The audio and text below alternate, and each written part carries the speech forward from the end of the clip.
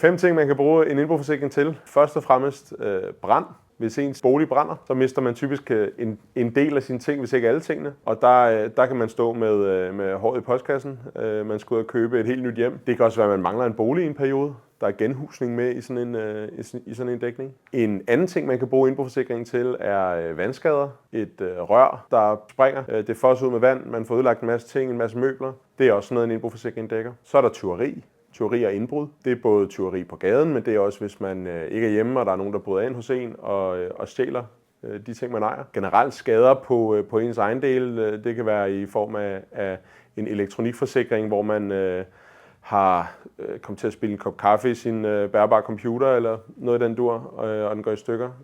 Det kan man også vælge at have med på en indboforsikring. Så er der nok en af de vigtigste dækninger, men som for mange er overset, og det er en ansvarsforsikring. Det er, hvis man kommer til at lave skade på andre eller deres ting. Det er der, man virkelig kan stå med en stor regning til sidst. Det kan være på cykelstien, at man har ramt ind i en anden, og man bliver ansvarlig for sådan en skade, og den her anden person slår hovedet og bliver uarbejdsdygtig, for eksempel.